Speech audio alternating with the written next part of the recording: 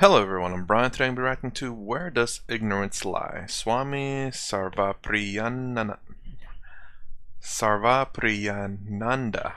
I will get that right and say it smoothly eventually. So I did try to think about this before recording. I tried to say it so wisely, but I still didn't quite believe in it. An example would be the fact that in your brain there are things that you know, there are things that you think you know, and there are things that you don't know that you don't know. So basically things that you know that are true, there are things that you think that are true but aren't, and then there are things that you don't know, you have no clue of. But even then, I still don't necessarily believe that to be ignorance, because I even look at the definition of it, which is basically just something you don't know, information you don't know. And that's about the best way I could describe it. So anyways, it's kind of weird to say that. Class, this is ignorance. I call this pen ignorance, and there it lies. You know, like as though it's an object that is somewhere. I guess ignorance lie in the brain, because the brain is where your knowledge is stored. Well, that's the first thing. That is the thing that I can actually believe. Maybe, I guess, if we were to say it's like a type of object or something, even though it may not be like as well defined as a pen. It lies in the brain, the lack of knowledge. Anyways, that's about the best I can answer that. Let's go and get started. If I can go ahead and hit play there. And there is CC, but I think it's in not English. In the Bhagavad Gita, Krishna says, verse 15:7, "The living entities in this conditioned world are my eternal fragmental parts. Due to conditioned life, they are struggling very hard with the six senses, which include the mind. It makes sense to know that as a soul I have an individual existence, and therefore my liberation or removal of ignorance has to be worked out individually. And when the subtle body which covers the soul that I am is done with, then I'll exist as pure light or Brahman. However, according to Advaita, we are all one Brahman. So how is it that this one is covered with millions and zillions of subtle and gross bodies? And how is that removal of ignorance to be worked out separately for each? From whom does the ignorance need to be lifted? From Brahman? But the Brahman is one. Why does each mind-body mechanism have to work separately to remove ignorance from that which is one in us all?" Oh, I was trying to keep up. This is the kind of question I have to listen to 10 times, but I'm not going to do that to you guys. I was keeping up for the most part. I was understanding a lot of things for the most part about how the fact that Brahman is everything, and it's only one thing, but it's everything. It's just, I don't know how to describe that kind of thing. It's kind of like these two things are one, but they're two things, but it's one because they're both pens. This is pen, but two pens, but still pen. A pen as in one thing, but two separate pens in a sense. I don't know if that even makes sense. And whenever she was talking about that, how are we to? Oh God, I can't remember what she said. It was. I understood it, but it's difficult to understand because she was going by pretty quickly, and this is still something I'm trying to grasp. But let's go ahead and continue on. very big questions. I wish I could have. Hold on, I'm sorry. Is there English? CC. Oh, Tamil. Okay. There is. Oh, there it goes. Oh.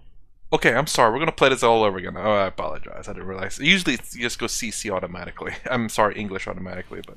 In the Bhagavad Gita, Krishna says, verse 15:7, "The living entities in this conditioned world are my eternal fragmental parts. Due to conditioned life, they are struggling very hard with the six senses, which include the mind. It makes sense to know that as a soul I have an individual existence, and therefore my liberation or removal of ignorance has to be worked out individually. And when the subtle body which covers the soul that I am is done with, then I'll exist as pure light or Brahman. However, according to Advaita, we are all one Brahman. So how is it that this one is covered with millions and zillions of subtle and gross bodies? And how is that removal of ignorance to be worked out separately for each? From whom does the ignorance need to be lifted? From Brahman? But the Brahman is one. Why does each mind-body mechanism have to work separately to remove ignorance from that which is one in us all? Okay. So basically, if we are all Brahman, why do we need to fight against the fact that we're all Brahman? I understand what she's saying. I hope I'm trying to translate it correctly, but it's. I was trying to think of an example like the water and bubbles, air bubbles. But the only thing I can think of is the fact that this body is Brahman. This hair, this snail, my thoughts, everything about me, everything about everything is Brahman. But it's Maya as well, because it's the false idea of that this is our true selves, or this is the true reality, when it's, at least from what I remember hearing some time ago, that this is in fact just a play. This reality isn't even real. At least, I guess maybe it's depending on which belief of Hinduism. But if we are Brahman, why do we need to realize we're Brahman when we are Brahman? It's like I just went in a circle there. Do we really need to realize that we're Brahman to be Brahman? The fact that we are Brahman, isn't that good enough? Is it good enough? I don't think she's asking that. But it's basically, and oh god, I'm sorry. Again, reacting and trying to think of things on the spot. It's very. I'm not too good at that. But the thing that really got me is the fact that where does ignorance need to be removed? Is it from Brahman or is it from us? But we are Brahman. So how do you remove ignorance from something that is not ignorant, that's infinite, that's all knowledgeable, is it all powerful? Again, I'm still a bit confused on, I guess maybe depending on which belief of Hinduism you have, but Brahman being the whole consciousness, we're trying to remove, I think this is one of the 7 arguments. I'm sorry, I'm jumping all over the place. I believe this is probably one of the 7 arguments that was brought up between duality versus non-duality, where how can Brahman be ignorant? And the fact that we are part of Brahman, yet somehow we are ignorant of that. How can something all-knowing or maybe all-powerful or all-encompassing be ignorant of the fact that we are that? It's like, how can I be ignorant that I'm human? I am entirely human and I'm ignorant of that. And whenever I see people, I see them as human, but I'm ignorant of that fact too, maybe along those lines. I don't know. Am I a bit close to trying to say what she's saying? Oh, very big questions.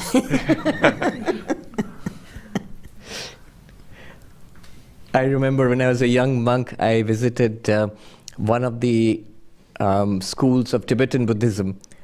I was wandering in North India, so in a place called Dehradun, on the road to, what's the hill station?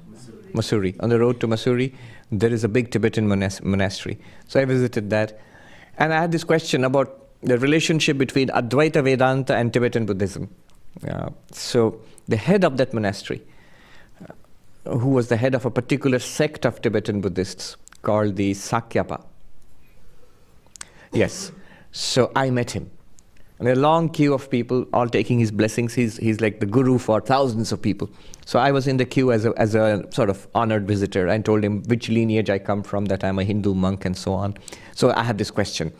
What is the relationship, similarities and dissimilarities between Tibetan Buddhism and Advaita Vedanta? He knew what I was asking. So he was a very gracious and wise man, huge, enormously, powerfully built. He was sitting and he looked down at me. And he had this huge grin, you know. He said, Oh, sorry. Big question, no time.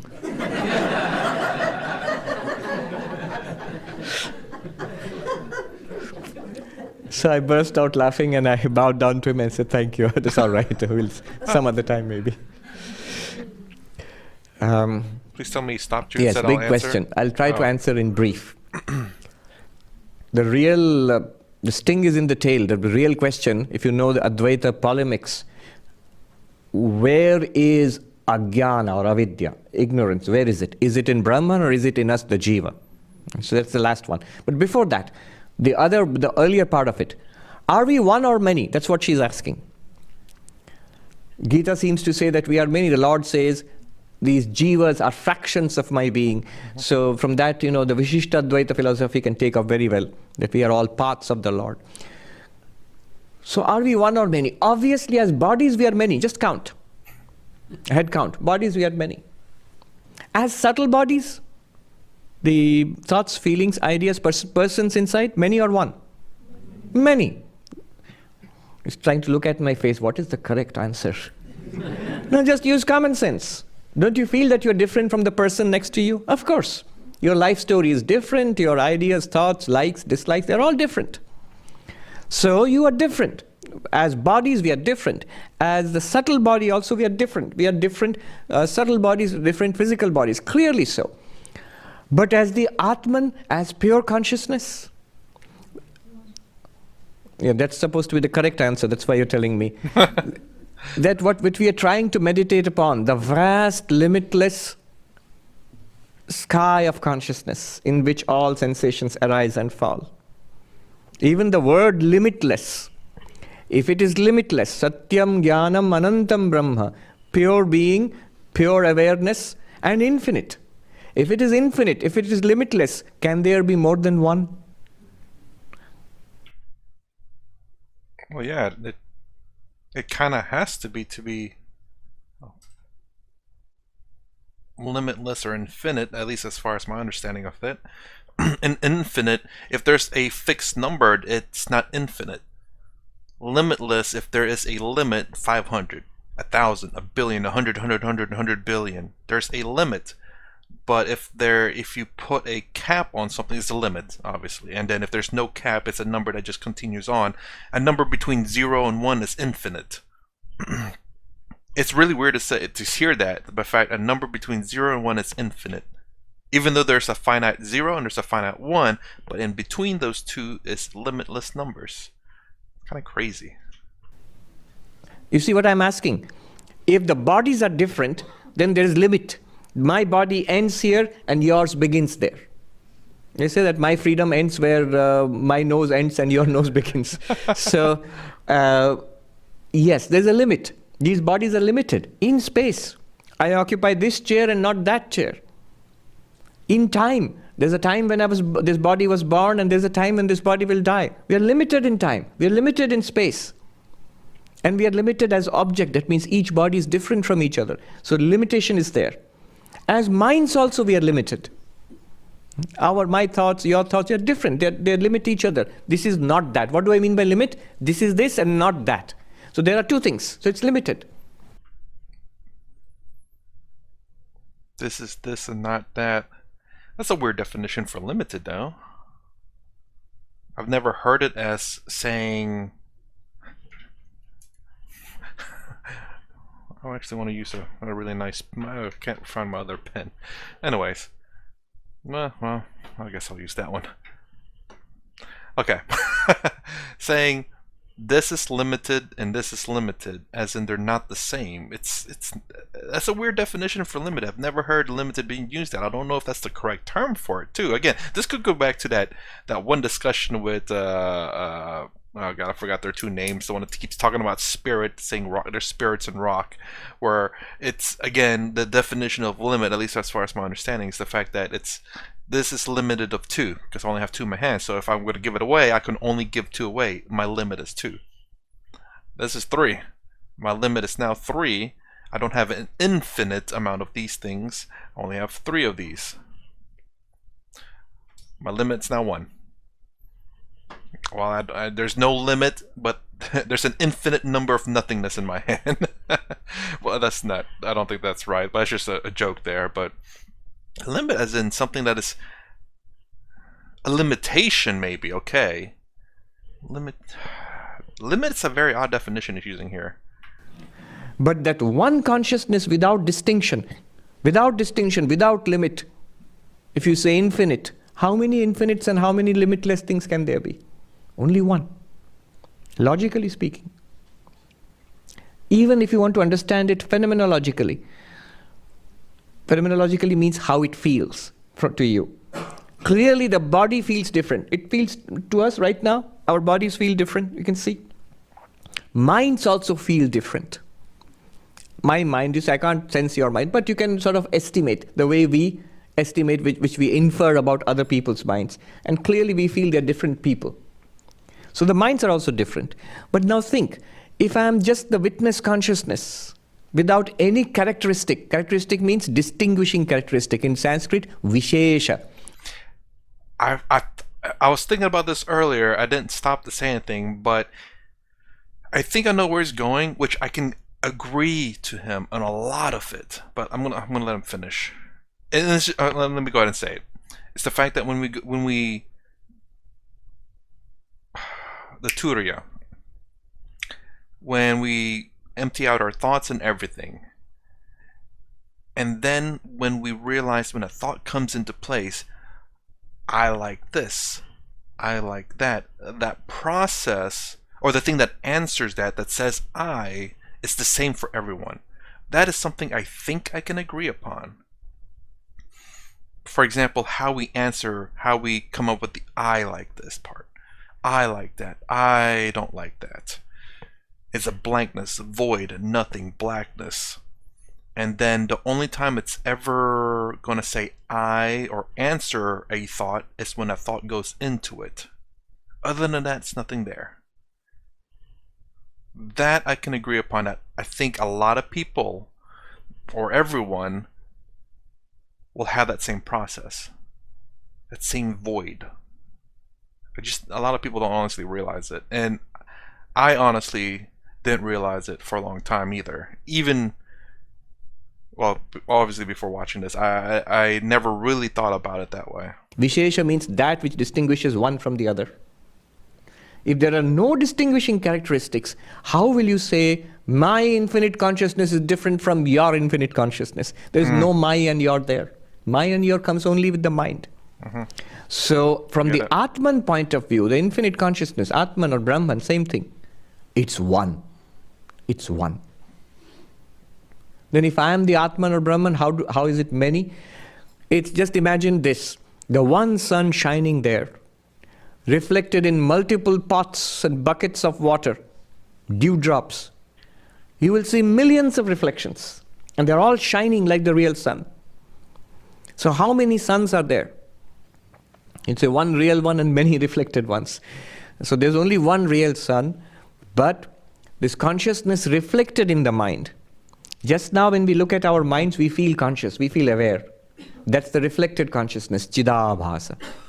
That's not the real Atman, not the real self. That reflected consciousness is as many minds, so many reflected consciousnesses, and so many jivas, individual beings. So at the level of body we are different, at the level of the mind we are different, and the consciousness in the mind, reflected consciousness in the mind, we are different. But all that is possible because of one limitless consciousness which appears in so many forms. You sit surrounded by mirrors in a barber shop. How many of you are there? Thousands, because each mirror reflects the others. So there's endless sequence of your faces there. Only one real face. And many. As many mirrors, so many faces. But those are reflections. Really one, apparently many. And those many can be different. Convex mirror, concave mirror, different types of mirror, you'll find funny shapes. But those are only because of the mirror. Your face is not like that. Similarly, we all seem to be different beings, and at that level we are different beings. At the physical level we are different beings. But inside, as you go deeper, body, mind, witness consciousness, you come to a oneness. So that's the answer to the first question. The second one is actually much more difficult. Here, I don't know if she has written, her name is Pramila. I don't know if she has written consciously or deliberately, but she has touched upon a very deep point of non-dualistic, what is called dialectics. Sorry, I wanted to pause before he got to this, but I don't know why I let it keep going. So I do get what he's talking about. How the fact that, again, the fact that how if all of us eliminate thoughts, separate ourselves from our body, thoughts, and emotion, I believe that Turiya will be the same for everyone, and I think that's what he's trying to say there. I do believe that, but the difficulty for me to believe is the fact that it's still a, how do I say,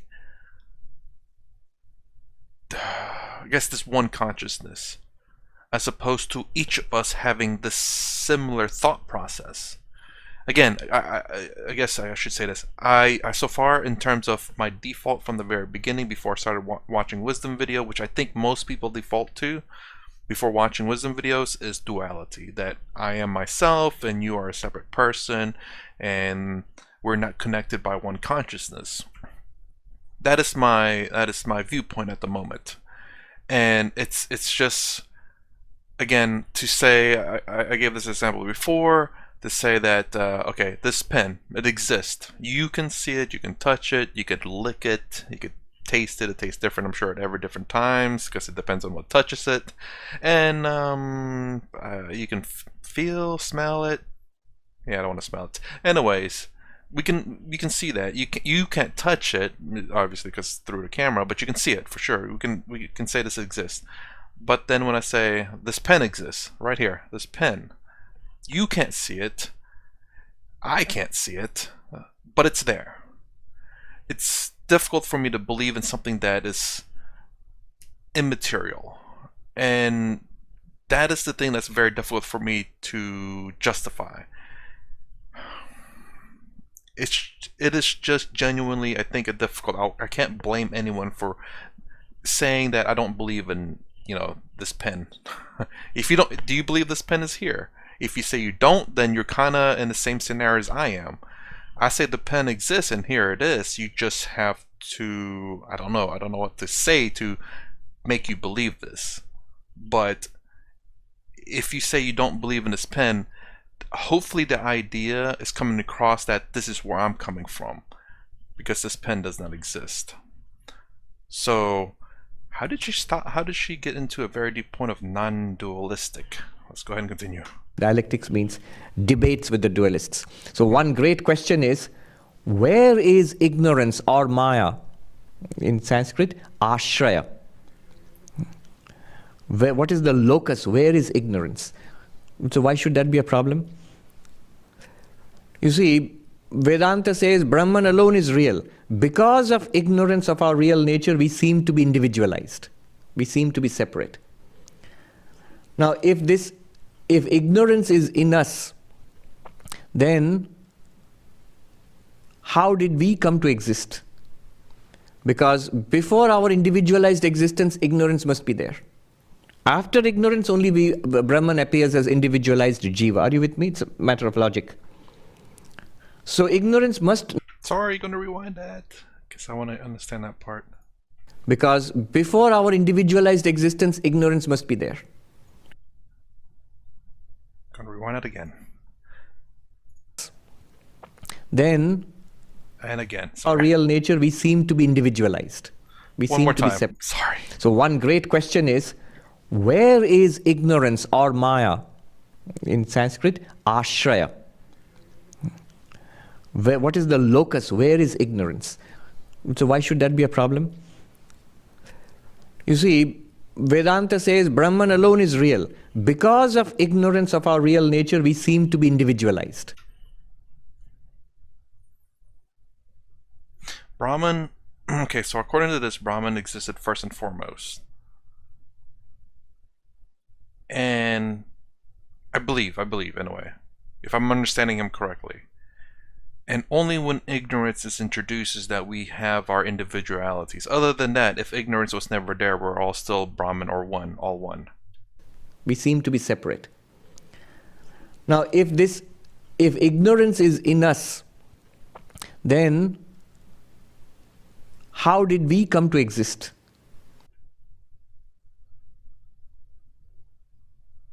Because before our individualized existence, ignorance must be there. Yes, yes. There we go. Yes, okay. Sorry. So basically, yeah, like I said, basically, if there is no ignorance, we're all Brahman, we're all one. We understand that we are one big being. So before we can identify us as individuals, ignorance must have come to existence, or ignorance must have come to exist. Well, that's what I just said. Ignorance must exist, and then we have this individual identities. After ignorance, only Brahman appears as individualized jiva. Are you with me? It's a matter Yes, of logic. Yes, absolutely. Okay. I So got it. ignorance must logically precede my own existence. Existence as a jiva. But then that means Brahman is in ignorance. Ignorance must be in Brahman. But that sounds very strange. So if you say ignorance is in jiva, there's a fault is mutual dependence. Anyonyashraya. That means the very separate existence of the jiva depends on ignorance, and ignorance depends Yeah. on in the jiva. Circular logic, actually. That's what I believe, because it's kind of the phrase about like oh, who says God exists? The Bible does. And what's the logic? Hold on. It's a circular logic between the Bible and God. It's like the Bible says God exists. God says the Bible's, but who says the Bible's right? The God does. God says, okay, God and Bible. Who says God exists? The Bible. Who says the Bible's correct? God. So the Bible says God is correct, and I'm sorry, the Bible says God exists, and God says the Bible is correct. So therefore, the Bible being correct means that God is existing, and what proves the Bible to be right is God. That was a kind of a circle of logic that I remember from during my, I guess, my religious debating stage when I was watching YouTube. Is in the jiva. So how can the two, they're mutually dependent, can't work. Yeah, let me explain it this way, sorry. For this one, it's with the fact that we human beings, the jiva, as he's saying, and then ignorance. In order, how is he trying to say? Sorry. Jiva created ignorance. God, I know what he's talking about. He's doing a circular logic here, but ignorance. Oh yeah, okay. So we existed and we created ignorance, but ignorance is what created us. So basically, we created each other. So we have is basically what he's saying. But if you say ignorance is in Brahman, another problem. How can ignorance be in the absolute reality? Mm-hmm. It's like saying there's darkness in the sun. Yes. There's no darkness in the sun. There's darkness in the light. Darkness is there because the clouds obstruct our vision. So this question is a long and deep and involved question. There are two schools of Vedanta. One school, the one which we follow generally, is called the Vivarana school, coming from one of the disciples of Shankaracharya, Padmapada Acharya. So that school, technically, its position is that ignorance is in Brahman. So Brahman has ignorance? No, that is not a problem. What is the answer? Because ignorance does not have the same status as Brahman. That means Brahman is existence itself. Ignorance is not a second thing which is apart from Brahman. It is basically the power of Brahman, by which Brahman is occluded or hidden and projected as this universe. See, what would be the problem? If ignorance or Maya is a second thing and Brahman is another thing, so there will be two. So non-duality is violated then. But here we are saying Maya is not a second reality apart from Brahman. We can call it the power of Brahman or whatever. That's one school. The other school is Vachaspati Mishra, what is called the Bhamati school. And they say that ignorance is in us, in the jiva, not in Brahman. How do you know that? Who feels ignorant right now? I do not know Brahman. I, the jiva. So obviously ignorance is in you. Where is the question of ignorance being in Brahman? I do not know my real nature. So ignorance is in me. Then what about the problem of mutual interdependence? So that's like the chicken and egg problem. This is bijankuravat, like the seed and the sprout. Which comes first? So it's not that they are at coterminous and logically contradict each other. But ignorance produces the jiva. But the jiva also perpetuates ignorance. And it's a beginningless series, and so that's how where he leaves it. That reminds me of Neil deGrasse Tyson about, like, what started the universe? Like, well, we don't know. But who cares about that? We need to realize about the future. I don't think that answer could ever be asked. So I understand so far. I understand both their point of views. Although the first one does sound a bit more promising in my opinion, is the sheer fact that, again, being Brahman, being everything, everything being that of ignorance as well. But it goes to the contradiction of again, another question that was tested, like speaking about God. God is all powerful. If God is all powerful, can he create an object that he cannot lift? If he cannot, then he's not all powerful. If he can, then he's still not all powerful. So it's a kind of a weird statement, because if he can create something that he cannot lift, well, he's powerful enough to create it, but he's not powerful enough to lift it. But if he cannot create something that he cannot lift, then he's not all. Right at the very beginning, he is not all powerful because he cannot create that. So it's kind of like that's somehow I related that to what he was talking about there, about how ignorance is in Brahman, even though Brahman is all-knowing. I believe that's what he stated. So that's kind of the logic I was getting there. The answer is that there's no solution to this question. What the sadhus say in the Himalayas is, don't try to prove Maya. Don't try to prove. Agyan siddh mat kijiye, agyan ko kaatiye. Don't try to establish ignorance. If you investigate ignorance, you overcome ignorance by knowledge. What happens then when you realize your nature as Brahman, when you're enlightened, this question doesn't exist anymore. As one Swami put it beautifully, on this side of enlightenment, on our side of enlightenment, there is the question, no answer. On their side of enlightenment, there is the answer, but no question. Wow. Actually, that was actually a good way to put it. Wow. Okay, I get it. I get that part. But still, it is that exact same question is something that I have thought about in during my time of watching a lot of religious debates and whatnot, like people who question religion, and I listen to their logic behind it, which is very fascinating. And this is some of the similarities that I hear there too, where about Brahman being the ultimate reality, but the ultimate reality having ignorance in it, which can be believed, I suppose.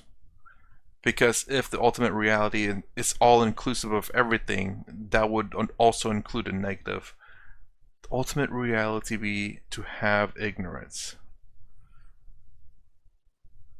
Again, that's why I'd say that first school is a little bit more probable. I would just have to find a way to formulate that answer to make sense. But still, though, that last poetic verse that he said, where on one side you have the question, no answer, and the other side you have the answer with no question, that is beautiful. Anyways, that's my reaction to Where Does Ignorance Lie? If you like my content, please consider subscribing. Thumbs up, thumbs down below. Thanks for watching. I'll see you in the next vid.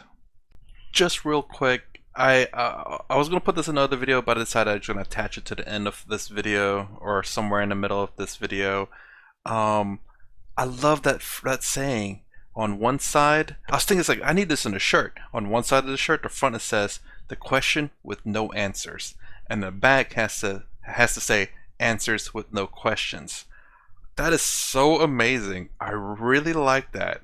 I actually googled to see if there's a shirt that has that on there, and there's not one.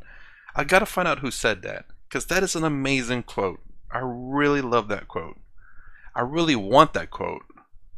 As a matter of fact, I want that on a cup and bring it to work. That is such an amazing statement. I don't know why I like that so much. Another statement that I really like, though, too, is hindsight's 20/20. I love that statement too. I hope, you know what? Answer this below. What does hindsight's 20/20 mean? Don't Google it. Just be honest. If you don't know it, then it's fine. Just say you don't know it and then look it up and let me know. But anyways, that's it. Now I'm gonna hopefully do the outro. I don't know how I'm gonna edit this. Anyways, I'm out.